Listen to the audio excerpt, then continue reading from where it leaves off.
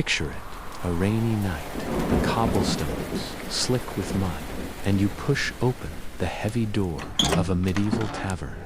The warmth hits you immediately, carrying the scent of smoke, wet wool, and spilled ale, mingling with faint hints of roasting meat.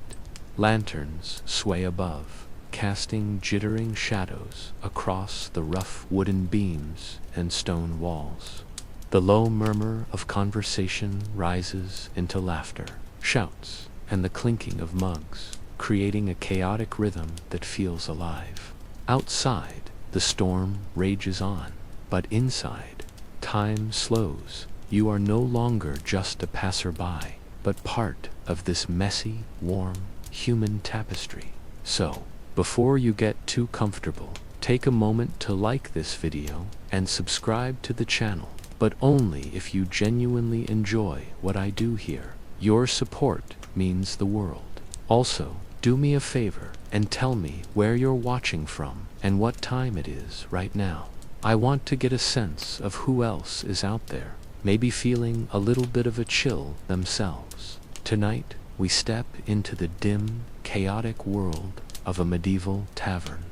The air hangs thick with smoke, wet wool, and the tang of spilled ale wrapping around you like a damp cloak. Somewhere beneath it all, there's a whisper of roasted meat and a faint undertone of something less identifiable. Your boots sink slightly into the straw-strewn dirt floor, reminding you that cleanliness is optional here. Outside, the streets were slick with mud, carrying the scent of horses, rain, and overcooked broth. And now, inside, the tavern has a rhythm, all its own, rowdy, uneven, and oddly welcoming. You find yourself at the crooked doorway, a sagging wooden sign swinging lazily above you, hinting at a barrel, or maybe a bear. It doesn't really matter which. It's the noise that guides you, the chorus of laughter, shouting, and off-key singing that spills into the street. You push open the heavy, iron-hinged door, and it groans like it has a grudge.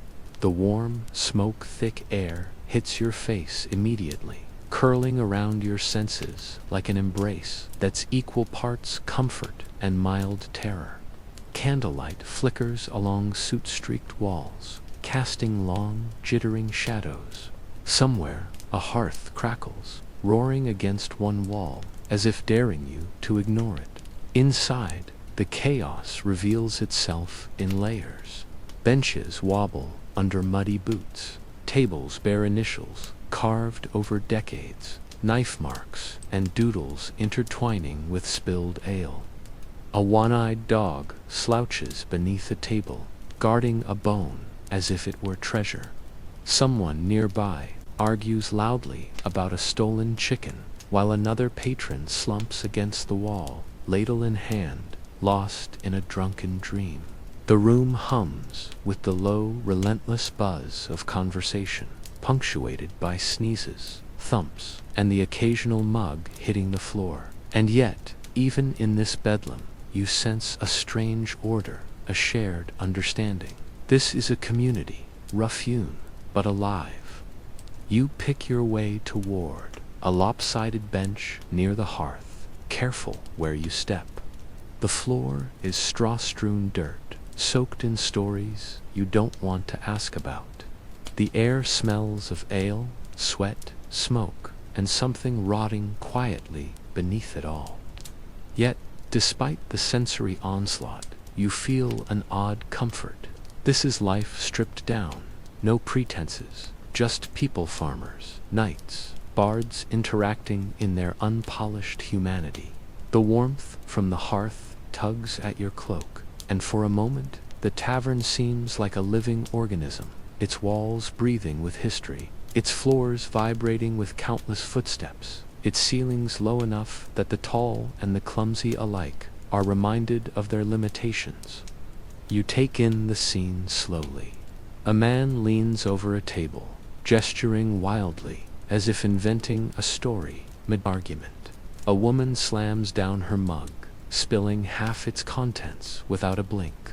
The barkeep if you can call him that, observes everything with wary patience, measuring each interaction for mischief, for profit, or perhaps for entertainment. You notice the small things, the stray coin tucked under a plate, the wink exchanged over spilled beer, the careful way a child avoids a drunken footfall. Each detail tells a story of labor, survival, and fleeting joy in a world still reshaping itself after plague, famine, and conflict. When you finally lift a mug, the ale smells like sour barley and the faintest hint of something sweet that might be accidental or deliberate. The taste is rough but honest, a product of survival rather than refinement. Around you, conversations layer upon one another, chaotic yet strangely comforting. Occasionally, the room stills for a heartbeat, a dropped fork, a cough, the sudden bark of a dog before the noise resumes. History lives here in the small rhythms, spilled drinks, shouted wagers, the care with which someone avoids stepping on another's foot. Life continues, messy and insistent, even when the world beyond the tavern walls seems uncertain and unyielding. As you settle, you realize the tavern is more than a place to drink. It's a microcosm of medieval life, danger and laughter, ambition and petty theft, fleeting alliances and stubborn traditions.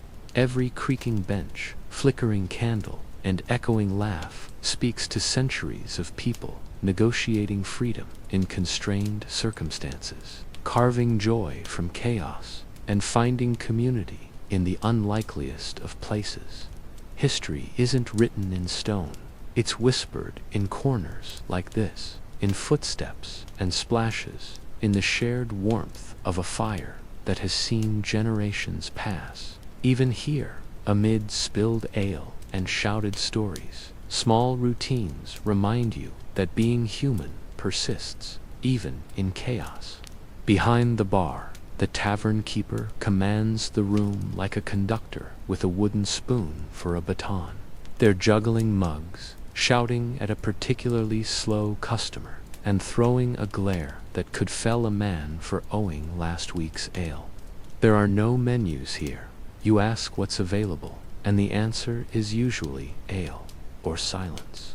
A narrow staircase, splintered and steep, leads to the upper rooms. A lone boot dangles from one of the posts, swinging ever so slightly. Is it a warning? Decoration? Nobody can quite agree. Somewhere out back, there might be a storeroom, a gambling den, or a place where troublemakers vanish. Best not to ask. Every surface is worn smooth by elbows, boots, spilled drinks, and maybe a chicken or two. Candle soot clings stubbornly to the walls, and the windows are draped with greasy cloth or stretched hides. Somehow, amidst all this chaos, the tavern functions. People know where to sit, when to shout, and when to duck. It's not organized, but it's alive. And every medieval tavern has a ruler, not the lord, not the tax collector.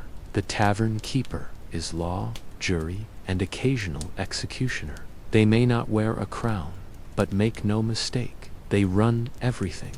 If it's a man, he's probably stocky, grizzled, and carved from old ale and hard decisions.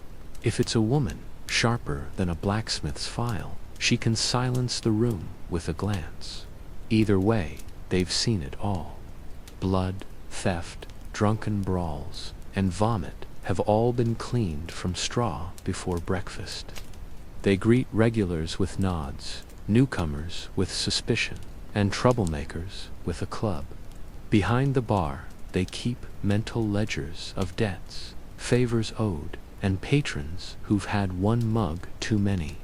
Literacy isn't assumed, but memory here is terrifyingly accurate. Some tavern keepers have helpers a child, a spouse, an adopted orphan carrying barrels, serving drinks, mopping floors, and trying desperately not to get trampled. The tavern seems chaotic, but it's an ecosystem. Every fight, every spilled mug, every shouted insult plays into a delicate balance. At its center stands the keeper, arms crossed or flower dusted, eyes sharp as steel, making sure the ale flows and the roof doesn't fall in during a brawl. You finally claim a bench, careful to dodge spilled stew and swinging elbows. Your throat is dry, your boots damp, and the main event awaits. The drink. Don't expect refinement. No wine lists, no cocktails. The choices are simple, often lukewarm, occasionally life-threatening. Start with the ale, thick, cloudy, unfiltered, homebrewed in a corner where the dog naps. You might find grains, yeast, or even remnants of last night's mustache floating inside. Cold, forget it. Ice is non-existent. You sip and hope for the best. Next, meet honey wine, with a reputation for sweet power. If the keeper made it, it might be a delight. It might taste like bee venom and regret, usually reserved for nobles, wedding guests, or that bard who demands payment in gold or mead. Cider is another option, sharp, tangy, made from apples, either freshly picked or dropped 3 weeks ago, served in mugs that might double as soup bowls by dawn. Wine exists, technically, but unless you're in the South or among the elite, it's watered, soured, or accompanied by sarcasm. Water is a dangerous gamble. Clean wells are rare. Boiling takes fuel, and disease is invisible. Even children drink ale not for fun, but survival. Mugs are wooden, clay, or tin, sometimes still carrying remnants of yesterday's meal. You raise yours, sniff it, and take a sip. Warm, bitter, slightly grimy and perfect. In this tavern, life continues in every sip, every laugh, every glance. It's rough, it's honest, and somehow it works. Because in a medieval tavern, if it's wet, questionable, and won't kill you immediately, it's considered vintage. You've survived the drink, barely. Now your stomach growls, reminding you that breakfast consisted mostly of barley and regret. Time to eat, but don't get your hopes up. There's no menu, no server checking allergies, no polite options. You ask what's left, cross your fingers, and hope it's hot and only vaguely suspicious. The centerpiece is usually potaja, thick, bubbling stew of grains, vegetables, and whatever meat was unfortunate enough to be around that day. Monday's ingredients mingle with Thursday's additions in a pot that's practically a culinary time capsule. If there's meat, congratulations. It's probably rabbit, pigeon, or the unlucky chicken who wandered too close to the fire. Game meat might taste divine, or it might taste like desperation seasoned with too many days. Your bowl is wood or clay. Your spoon is likely your fingers, knives, BYO, napkins, just the sleeve of your tunic, or a shared rag with more history than the local chronicle. Bread is heavy, dark, and more effective as a club than as sustenance. If it's soft, it's fresh. If hard, it's last week's hardened weapon. Cheese sits nearby, smelling faintly of boots, developing its own personality. Sometimes salted fish or pickled eggs accompany it. Occasionally, a special appears. Essentially, we had too much left over of this, so eat fast. Flavor is optional. Texture is negotiable. Despite the chaos, the warmth of food in your hands, the flickering firelight, and the hum of conversation are oddly comforting. You're not here for a Michelin star. You're here to survive the day. Once seated deedily, somewhere without a knife sticking out of it to start noticing the true entertainment, the people. The tavern is a living social feed, chaotic, loud, unfiltered. To your left, a red-faced farmer, deep into his fourth ale, recounts the same story about his cow giving birth sideways. He slaps your shoulder mid-story, as if you're his oldest friend or a suitable substitute for the pig he usually drinks with.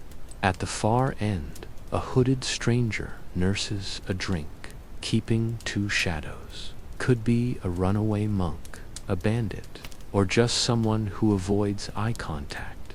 You leave him be.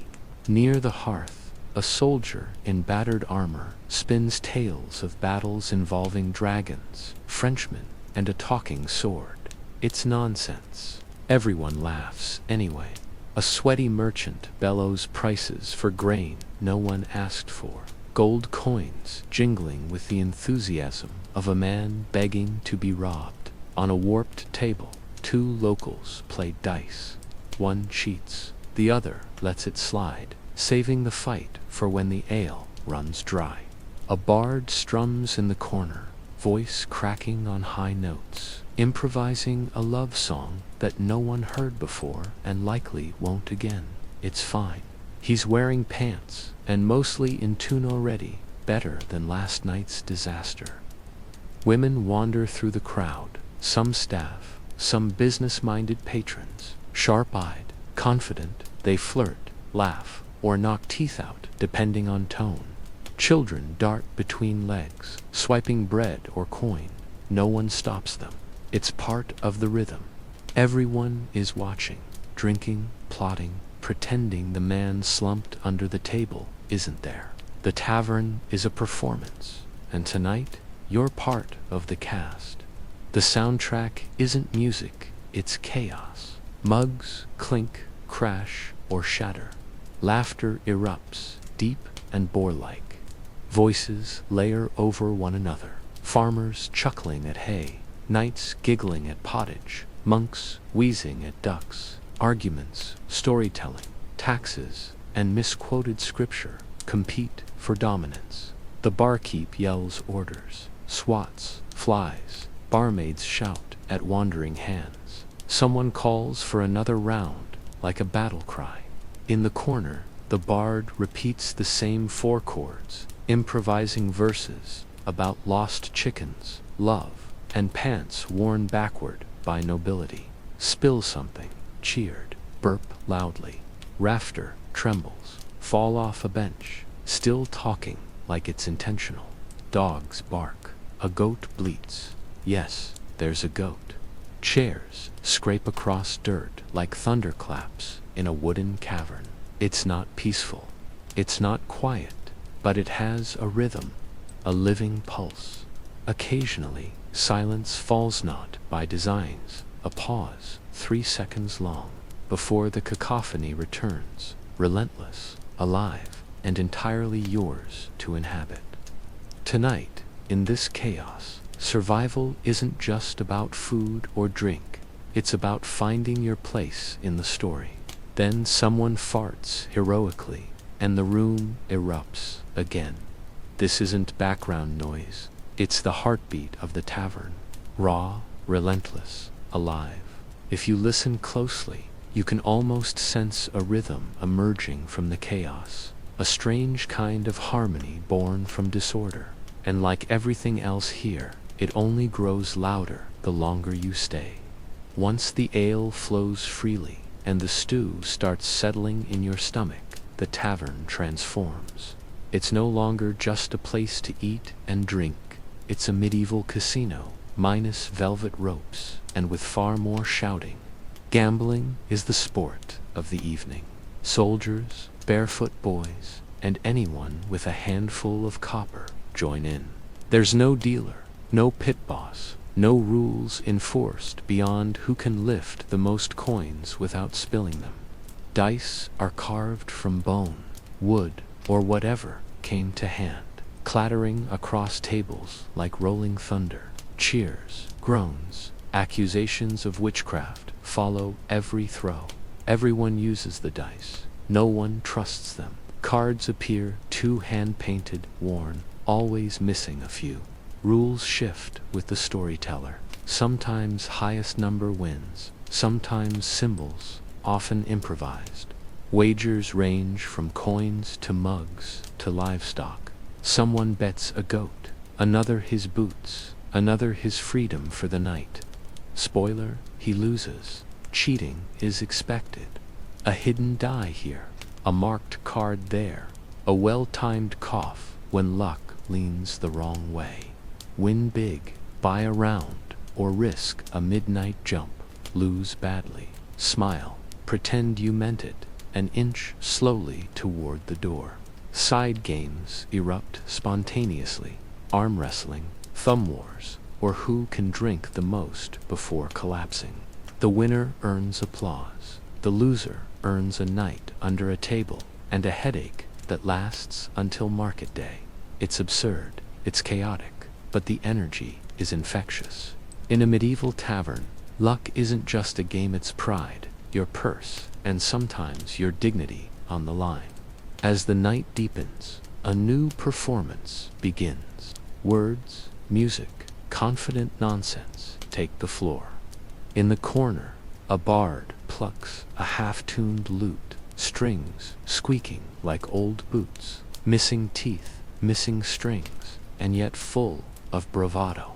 He launches into a ballad of heartbreak and heroism, a night in love, with a mermaid drowning mid-poem. No one believes him.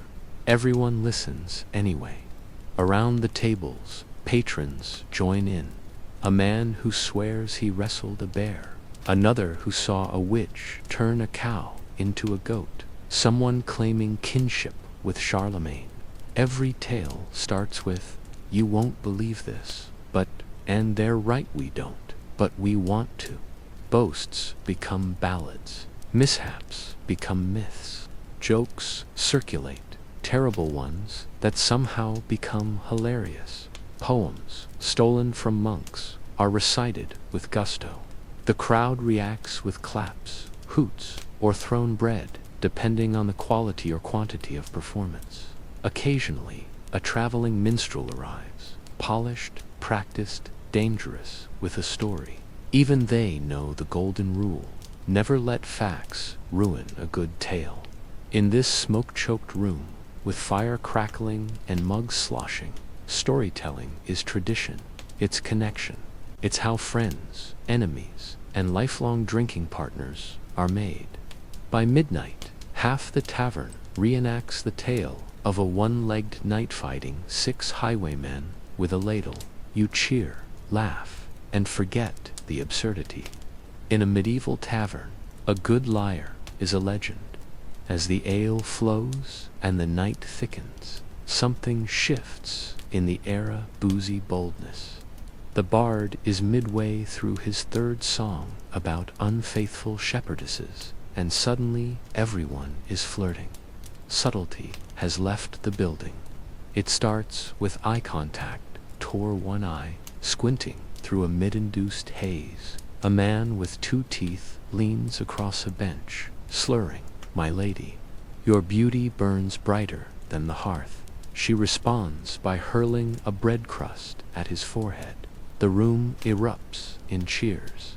Others try their luck more gently, offering refilled mugs, clumsy compliments, or help carrying a bowl of stew.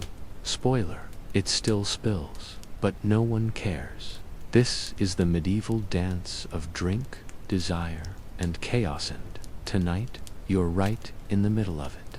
If you're a woman in the tavern staff, guest, or traveling merchanteur, likely used to fending off at least 3 would-be poets, 2 arm wrestlers, and the occasional man attempting to impress by balancing a knife on his nose. Sometimes it works. Usually it ends with a black eye or an empty purse. For those seeking something less chaotic than bruises, taverns offer more subtle pursuits. Courtesans drift through the crowd with practiced ease, noting who carries coin, charm, or just enough ale-fueled courage to be dangerous. Transactions are discreet, but the implications are loud. Jealous lovers, they erupt quickly. Nothing ignites a tavern fight faster than a stolen glance, a wandering hand, or a husband catching his wife laughing a little too hard at the bard's joke about bishops. Tables overturn, mugs become weapons, benches split down the middle, and yet, in the eye of the chaos, sparks fly real ones. A shy baker's daughter laughs with a traveling stonemason over shared pottage. Two drunk farmers bond over a mutual hatred of turnips. A monk accidentally flirts with a passing nun. In the medieval tavern, romance is part chance, part charm, and part not, landing face first in your bowl mid-sentence. Hearts may be won, slaps are delivered, and stories of both survive until morning. Then it happens. Someone spills a drink. Someone accuses another of cheating at dice. Two patrons claim the same bench.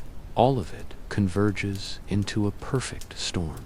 A stool flies, a tankard crashes to the floor, and a voice shouts, "Hold my bread," before a figure catapults over a bench with all the grace of a drunk catapult. No one blinks. A bar fight isn't a disaster. It's part of the entertainment. People swing wildly, trip, crash into meals, pull hair, grab beards, tear shirts. The tavern keeper commands the chaos like a battlefield general, ladle in one hand, club in the other. New fighters leap in with no clue why they just see action. Others bet silently, cheer, or slide mugs out of the splash zone. Knives are rare. Everyone knows better. Pull a blade, and you're not just in a brawl, you're creating legend. Eventually, it ends. Someone lies flat on the floor. Another slumps against a wall to rethink life. The fight extinguishes as abruptly as it began. Mugs are refilled. Songs restart. Laughter returns. Bruises are counted. Nicknames born one night: Arnold, Benchbreaker, Bill. In a medieval tavern, a good fight is just part of a good night. Messy, ridiculous, strangely bonding, and endlessly entertaining. The bard has passed out mid-ballad. Your stomach is full of mystery stew and slightly fermented cider. Sleep calls her, at least something approximating it. Don't expect comfort. A feather bed would be a miracle. Lodging, if offered, is likely up a creaky staircase, past slanted floors, and beams low enough to test your skull's resilience. Rooms are small, cold, and shared. Privacy is a myth.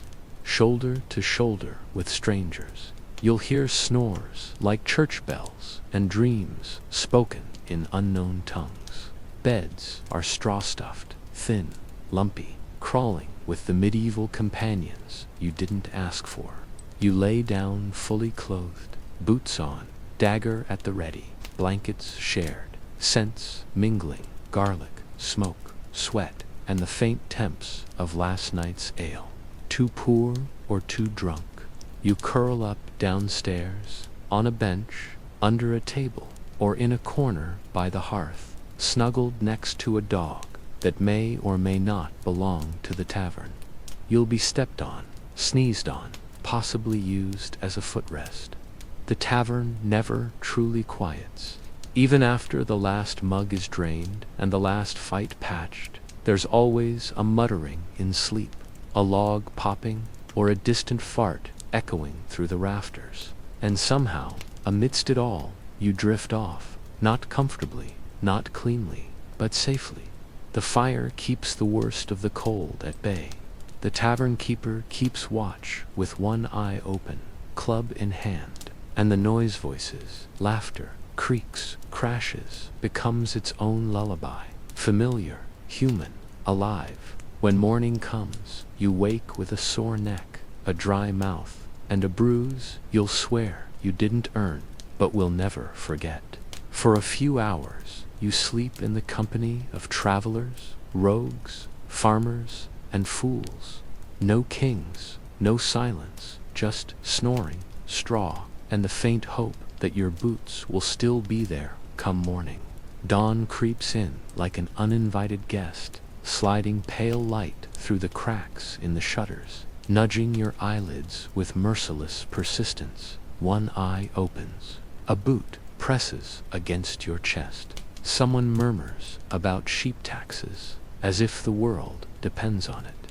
The bard snores beneath a table, clutching his lute like a lover.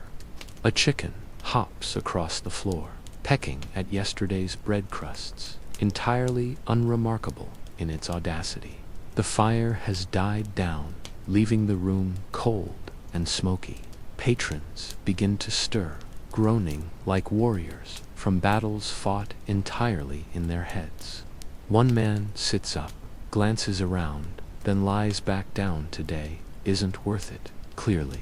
Meanwhile, the tavern keeper is already moving, clattering mugs, sweeping straw into fresh piles, and reheating something in a pot that smells both comforting and vaguely vindictive. A ladle banged against a mug echoes like a morning bell from hell. Up or out, that's your cue. There's no breakfast buffet, if you're lucky. The pottage is thicker than last night. Bread is slightly warmed, and ale watered down. Some patrons dunk their faces into barrels of rainwater and call it hygiene. You check your pouch, 2 coins and a button. Better than expected. Boots intact. Slightly bitten, but yours. Slowly, the tavern wakes. Early risers, travelers, and workers trickle in, ready for ale before tending livestock, taxes, or irritable neighbors. Stories from last night resurface, reshaped and exaggerated. 2 fights, a ghost summoned by the bar song, the bard's ballad somehow more heroic than memory allows. Groggy, grimy, and full of regret. Everyone nods as if the tales are gospel, and yet a small smile creeps onto your face because you survived. You survived sweat, smoke, sticky ale under your boots, shouting, flirting, pottage, and possibly a flying bench. By now, it's clear, the medieval tavern was not just a drinking hole, it was the heartbeat of the community. No phones, newspapers, or social networks, just people, voices, and stories. A merchant from the coast shares gossip from distant ports. A soldier recounts the front lines of war. Bards weave songs that stitch listeners together, even as lyrics shift night to night.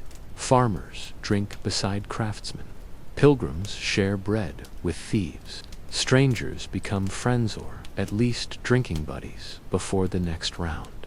Social classes blur. Rumors form.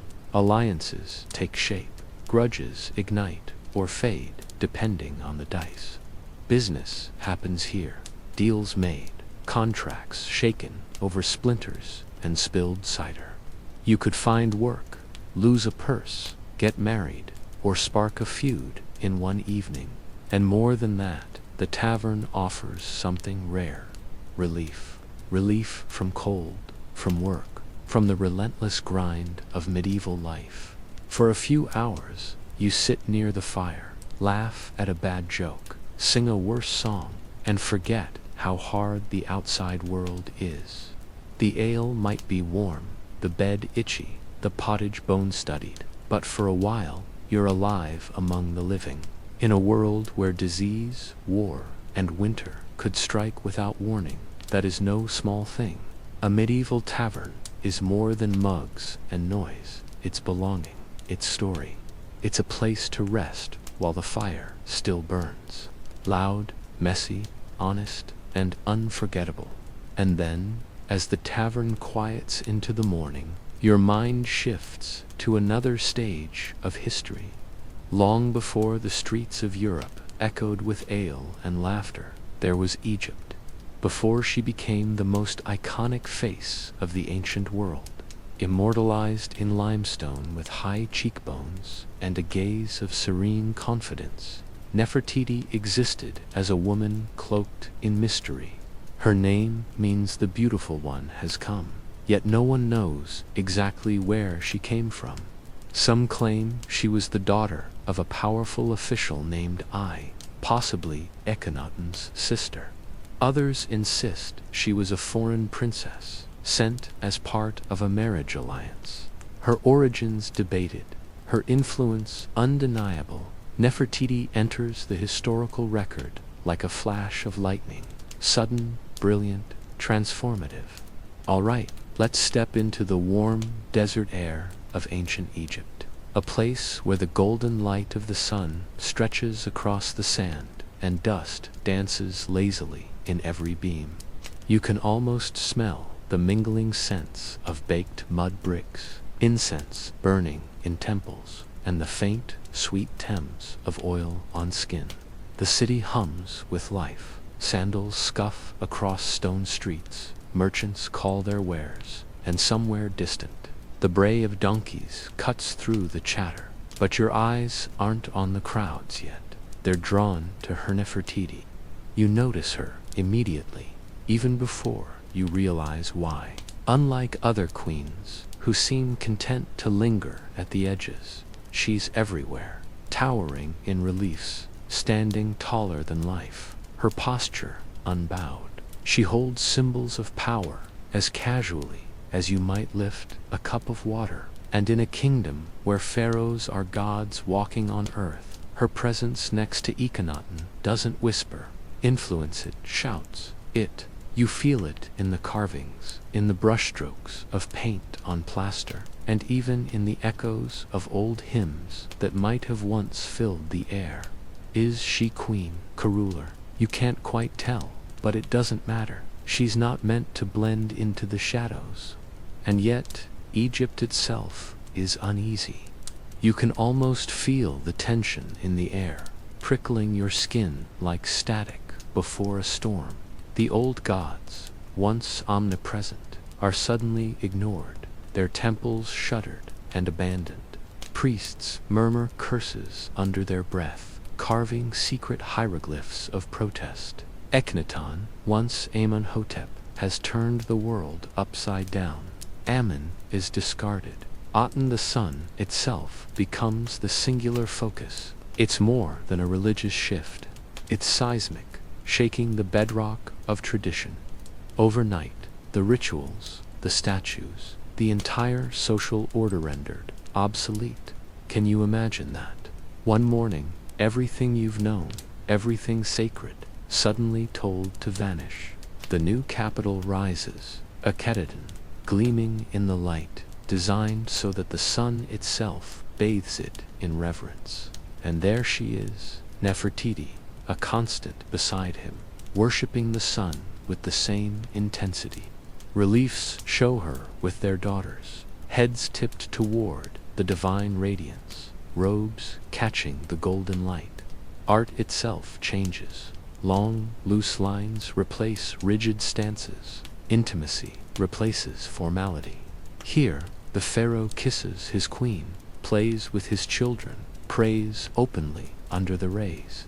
It's almost a domestic scene, except these people are shaping history as they go.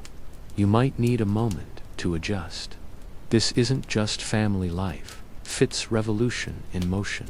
Sometimes you catch her alone in these depictions, wearing the blue crown of kings, leading rituals, smiting enemies, riding chariots. You sense the subtle, undeniable truth. She isn't just a queen. Perhaps she's preparing to rule in her own right.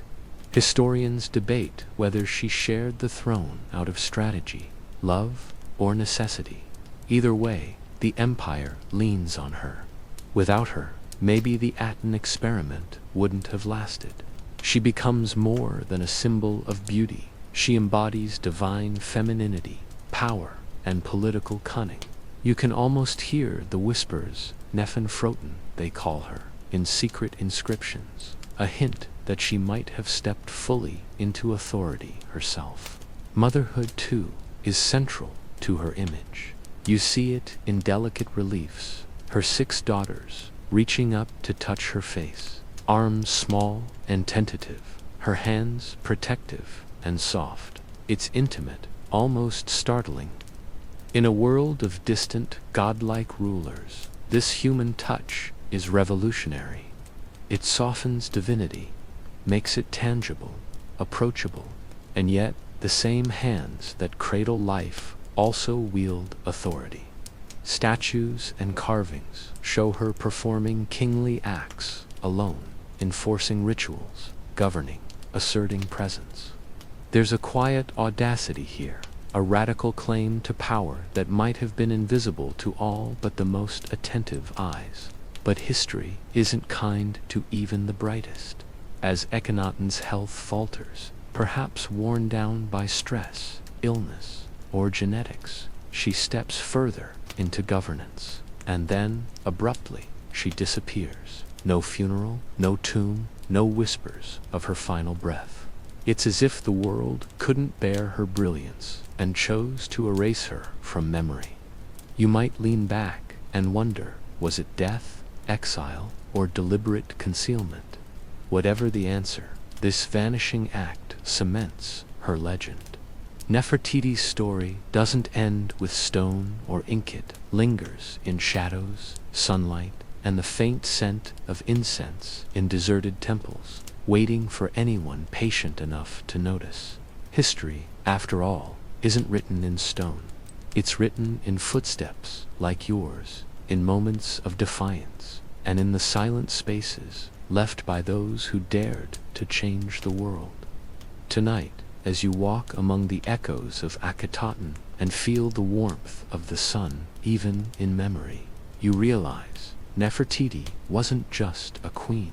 She was a revolution, and her presence, it hums quietly, insistently, through the ages.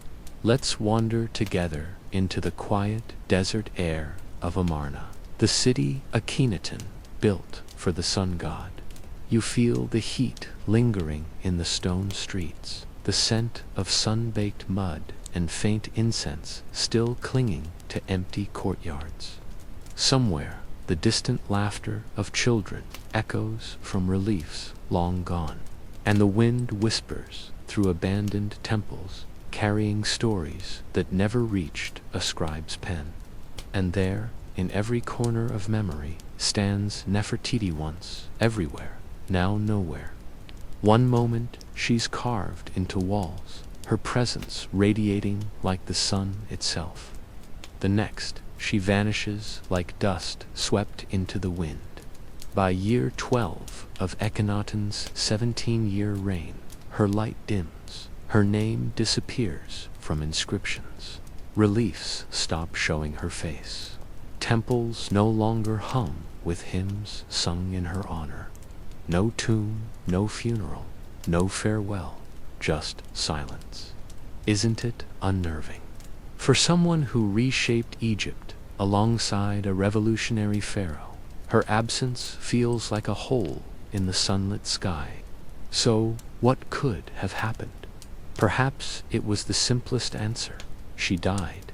Childbirth was perilous, even for royalty, and the disappearance of her second daughter, Makardatan, around the same time hints at a possible double tragedy. A mother and daughter lost in the same dark season. But if death were the story, why no grand tomb, no monumental tribute, no temple bearing her name? She was worshipped like a goddess. The quiet exit doesn't fit the script. Some suggest politics may have played a part. Maybe the court turned against her, or perhaps Akhenaten, increasingly isolated, replaced her with another consort. A mysterious figure named Smetker appears briefly in the record, a co-ruler whose identity is murky. Was he a male heir, a half-brother, or here's the electrifying possibility, was Smetker Nefertiti herself, under a new name, stepping fully into power? There's evidence of someone called Neferneferuaten ruling in Akhenaten's final years. Feminine grammar, mentions of my beloved husband, Akhenaten, subtle but telling gestures of authority. Could it have been her? If so, she would have joined the rare ranks of female pharaohs, like Hatshepsut before her. But even this reign ends in shadows. Smenk, Keror, Neferneferuet vanishes. Then comes a new name, Tutankhaten, later Tutankhamun, a boy king, barely old enough to hold a scepter, who would reverse his parents' reforms and restore the old gods. If Nefertiti truly ruled in these years, it was brief. Spectral her power, glimpsed only in hints, half-carved reliefs, broken inscriptions, fragments of a story someone tried desperately to erase. And yet, there are tantalizing signs she didn't vanish entirely.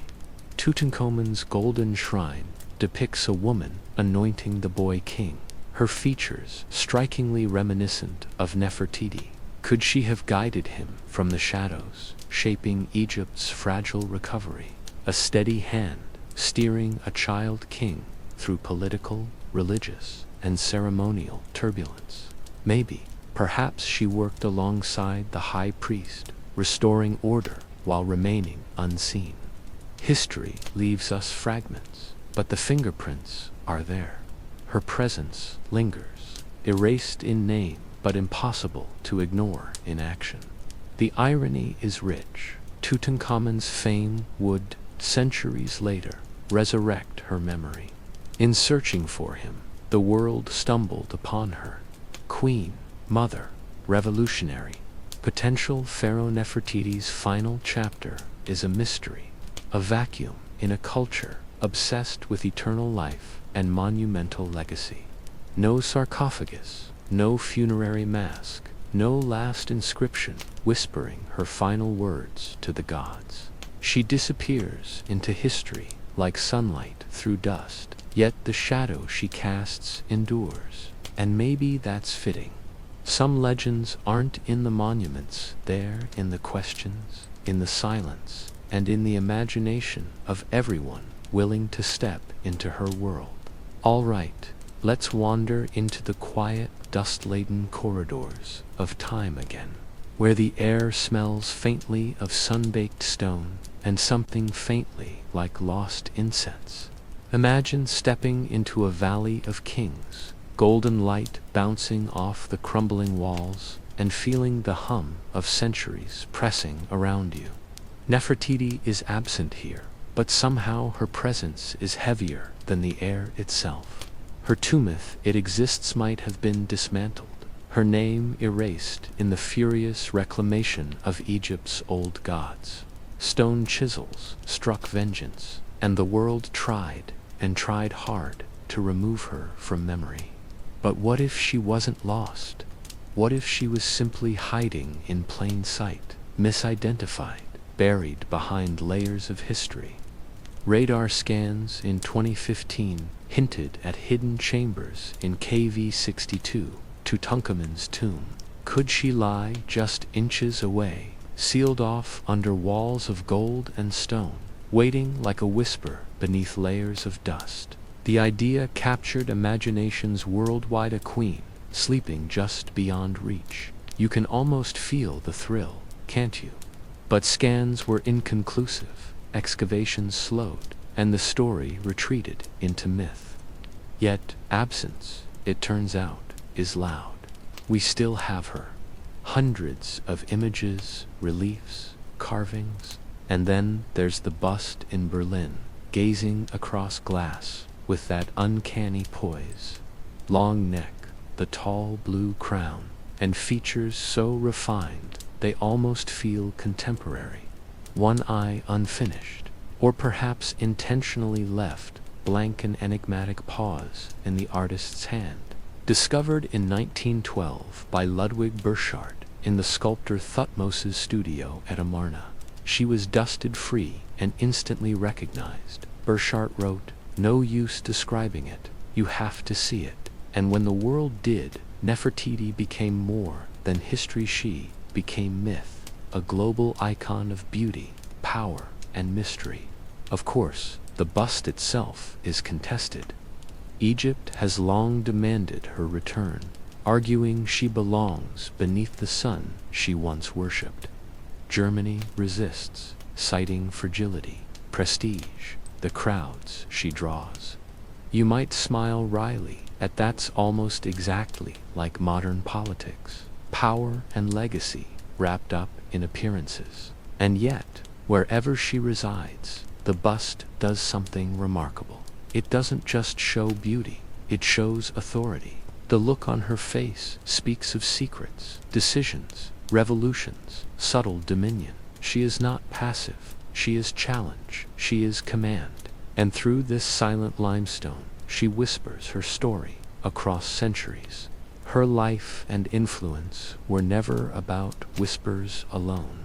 In a patriarchal world, she carved space, not by rebellion, but by presence, by grace, by mastery of image and ritual. She was the living embodiment of Autumn's radiance, the human face of an unprecedented religious revolution. While Akhenaten proclaimed the sun god above all, it was Nefertiti who brought the message to life, bridging divinity and people, modeling worship, motherhood, and power in one seamless form. And after her disappearance, her memory was nearly obliterated, statues smashed, inscriptions defaced. The world tried to erase her, but the irony is perfect. In the process of searching for Tutankhamun, we found her again, in stone, in glass, in imagination. Nefertiti remains a paradox, the most documented woman of her time, yet still unknowable. A goddess, a strategist, a mother, a revolutionary, perhaps all at once. Her face captures authority, her presence commands reverence, her story ignites fascination. Even without a tomb, even without her mummified body, she persists. She survived in memory, in myth, in the light of a museum display, teaching us something history seldom admits. Power can exist quietly, in poise, in gaze, in the deliberate act of being seen. Nefertiti is immortal, not because the world built her tomb, but because we cannot stop looking at her. And maybe, just maybe, that is exactly how she intended it. Let's pause a moment and feel the weight of time. 3,000 years later, Nefertiti's name still drifts across the air, slipping into our consciousness the way desert wind snakes through temple ruins. Why? Because myth outlives facts. Because when a woman becomes both icon and enigma, she occupies a space-time cannot touch. You might lean closer, imagining her voice, her intentions. Perhaps she wanted it this way, not explained, not contained. To live forever, not in a tomb, but in speculation, curiosity, in the endless act of being remembered. Her shadow stretches across centuries, cast in museum glass, whispered in lecture halls, splashed across screens and pages. And isn't that the remarkable thing? She grows larger with each retelling. Beauty alone doesn't account for it. We've seen beauty before. It's the mystery, the deliberate blanks in her story, the challenge to understand her and fail. She becomes archetypal, shape-shifting with every era, an exotic, submissive queen in the early 20th century, a feminist symbol of power lost to patriarchy, a style icon, political strategist, even possible pharaoh in modern media. Each generation reimagines her, not through facts, but through imagination, and maybe that's the truest afterlife she could have asked for. In Egypt, immortality wasn't just embalming, it was memory, spoken name, retold story, images seen, and she achieved it. Across continents, in glass and pigment, Nefertiti endures. Her face, her poise, her unfinished eye, all speak louder than any chronicle. Her story, fractured, commands attention.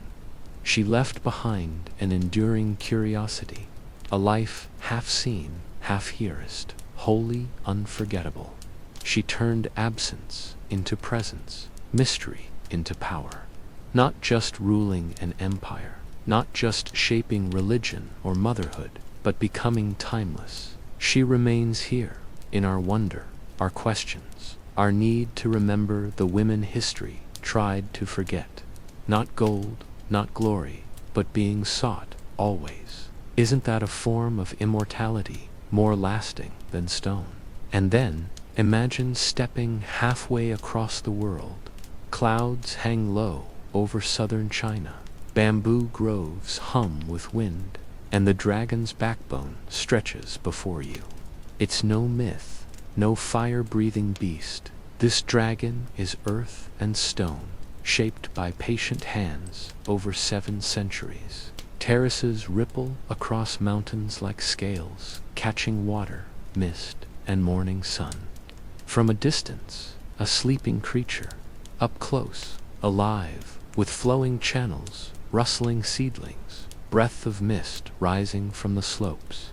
Every inch carved by the Zhuang and Yao people, ethnic minorities, who tamed the mountain with stone tools and bamboo baskets, patiently shaping land into life where machinery could not. Layer by layer, year by year, the slopes were sculpted not through force, but through listening to rain, slope, wind, water.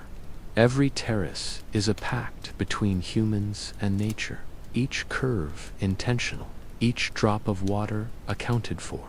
Today, the dragon's backbone still feeds villages, but more than sustenance, it whispers lessons across centuries, patience, endurance, and vision. The people who first looked at these mountains did not see obstacles, they saw opportunity, and the mountains, steep and unyielding, became the canvas for human persistence, layer by layer, dream by dream. You can see the thread connecting these worlds, Nefertiti and the dragon's backbone. One, a woman immortalized in mystery, defying time. The other, a landscape carved with patience and vision, enduring centuries. Both remind you presence, persistence, and imagination can outlast stone, gold, and even life itself. Both ask you to lean closer, to notice, to wonder. And if you do, you feel it, a quiet, irresistible hum of human ambition, courage, and the eternal urge to leave a mark.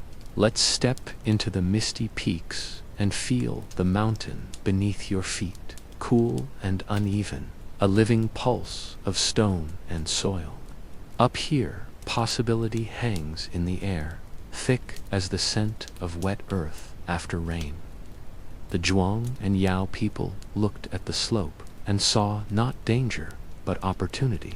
With no iron tools, no machines, just wooden shovels, stone hoes, and mud-filled baskets carried on shoulders calloused by generations, they coaxed the mountain into submission.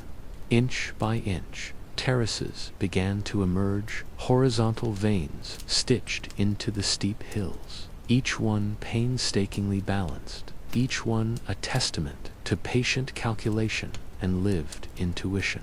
It's not just engineering, it's choreography. Water becomes their invisible partner, flowing silently from the mountaintop, descending terrace by terrace in a dance perfected over centuries. Too fast, and the flood will collapse, a tear, too slow, and stagnation starves the rice. So every channel, every stone gate, every small adjustment along the ridge is tuned by hand, by ear, by touch. Farmers walk the terraces daily, listening to the murmurs of water, adjusting subtle gates of stone and wood as if playing a living instrument. One wrong move, and the melody of the mountain falters. And yet, beauty flows naturally from function. In spring, when the first water floods the paddies, the terraces become mirrors, reflecting clouds, sunlight, even stars at night. Summer comes and the glass turns to emerald, stalks rippling like a living sea. Autumn shimmers, gold as grain ripens. Winter cloaks the dragon in snow, the waters stilled but waiting. Time is not measured in hours here. It is counted in drops, in rain, in the rhythm of life pressing against the slopes. Each season a heartbeat, each planting a ritual. Planting is ceremony, not work.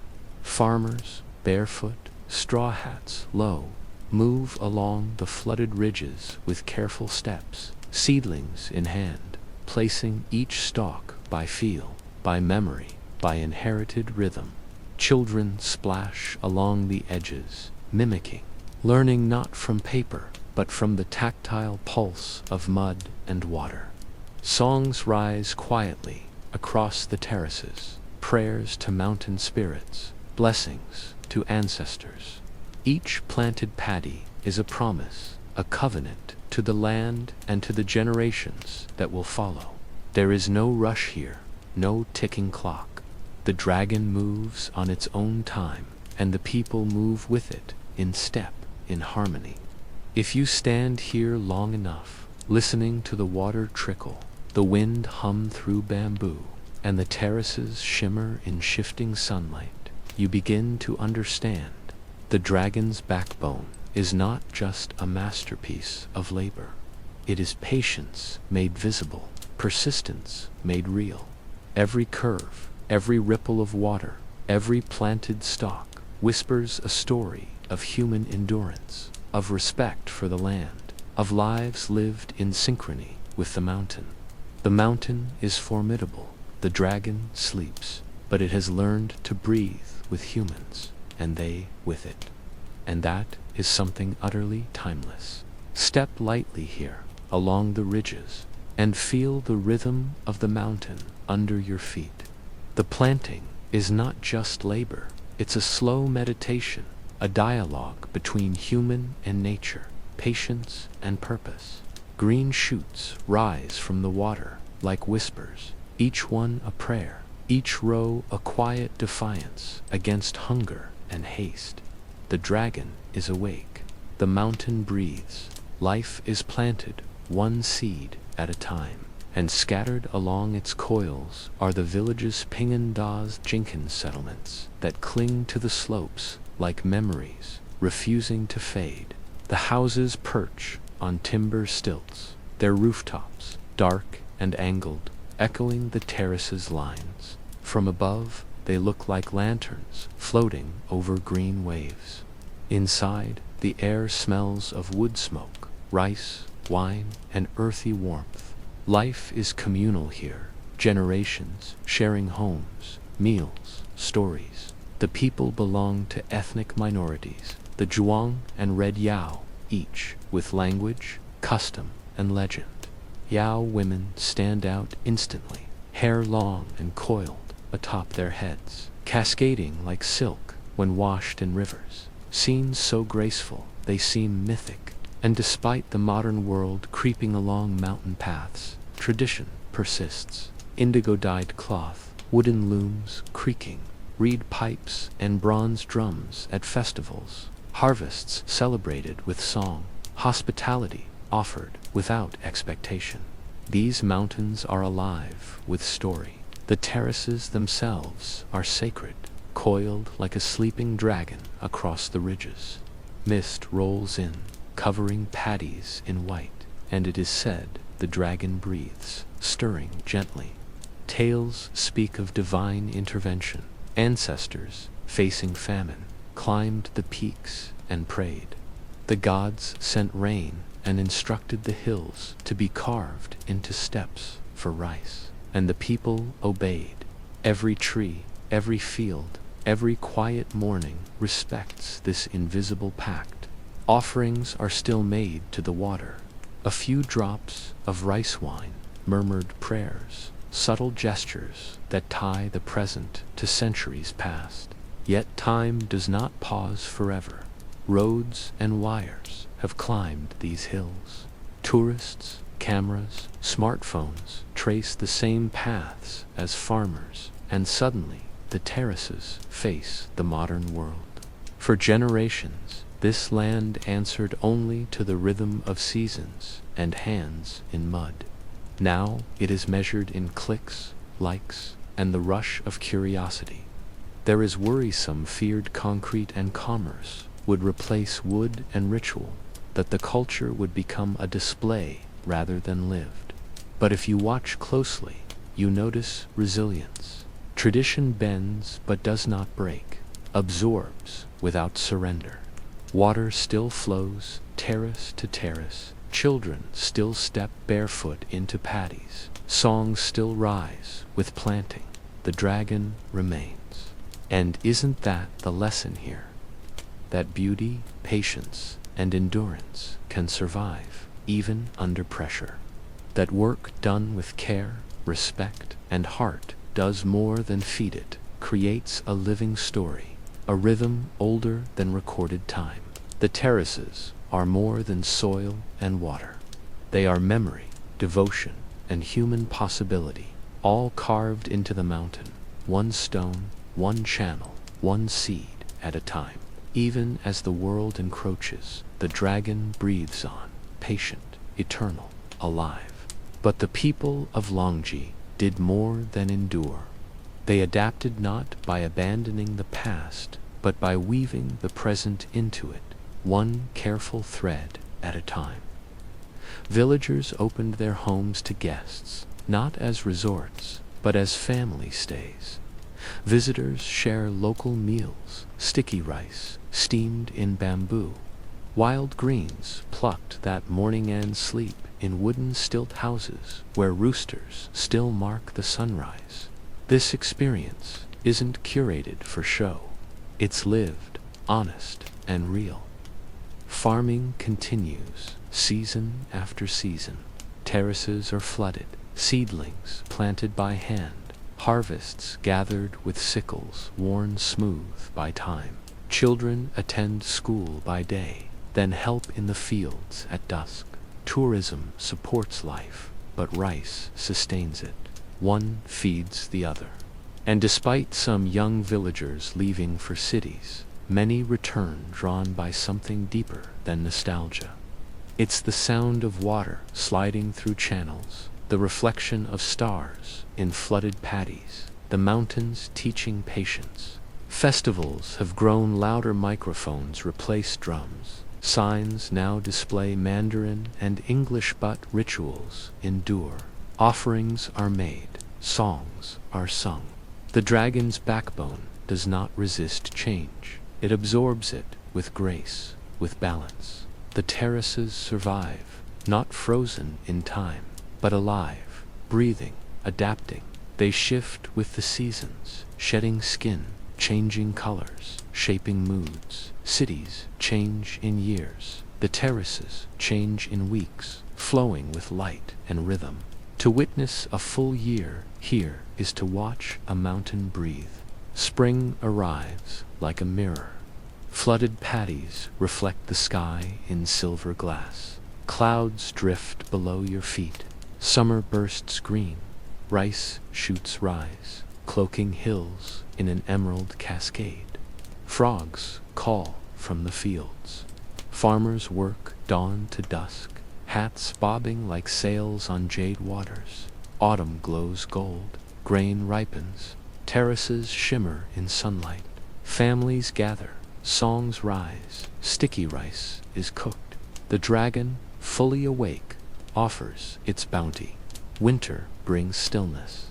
Water drains, snow or frost dusts the terraces. Silence reigns. The dragon sleeps, waiting. The beauty of Longji is not just in its curves, but its cycles. It accepts time without resistance. Photographers chase light, hoping to capture eternity. But the terraces do not freeze. They move, breathe, teach. They remind us that beauty is rhythm, practice, a promise renewed each season. The dragon turns again, quietly, in water, grain, and wind. These terraces are more than agriculture, more than engineering. They are legacy. The ancestors of Longji could have sought flatter valleys, easier paths. Instead, they studied the slope, listened to the stone, followed the water, and made the impossible ordinary. Every curve holds a lesson, not just about rice, but patience, care, and endurance. Centuries of hands and hearts built this, stone by stone, and yet the terraces are alive. They bend with the weather, the people's needs, and the world's shape. They are never rigid, they are fluid. Even with the modern world climbing the hills, terraces remain grounded. Their roots are not only in soil, they are in story, ritual, and the enduring act of planting a seed and trusting the sky. To walk the dragon's backbone is to witness a covenant between humans and the earth a-living, breathing testament to what persistence, care, and reverence can achieve. A contract signed with sweat and sun, renewed with every harvest. A reminder that progress does not always roar, and greatness does not always shout. Sometimes it murmurs, like water slipping over stone. Perhaps that is why the terraces speak to so many, from farmers to travelers to dreamers. They echo a truth nearly forgotten. The most enduring things are built not with force, but with rhythm, humility, and time. The dragon sleeps. The people endure. The mountain remembers. Most visitors to Giza lift their eyes to the sky, drawn to the pyramids and the gaze of the Sphinx. Few ask what lies beneath. Under the sand, beneath the Nile, under centuries of forgotten currents, a strange tale stirs. Near the village of Abu Rosh, a short distance from the Giza plateau, locals whisper of something enormous, eroded and ignored, an underwater sphinx. Fishermen speak of a smooth-backed shape, too symmetrical to be natural, half buried in mud and silt. When Nile waters recede during droughts, its curves emerge stone grooves, the faint suggestion of a carved face. No tour guides, no velvet ropes, just reeds, brackish water, and silence. Explorers claim the land feels charged, as if memory clings to it. Sonar scans hint at geometric patterns, blocks placed with intent, and some suggest this sphinx may predate the pyramids not by decades, but by millennia. If true, it would shatter the established timeline of Egyptian civilization. The Great Sphinx is anchored at around 2500 BCE, yet this underwater form might belong to an age when the Sahara was green and the Nile wild and unpredictable.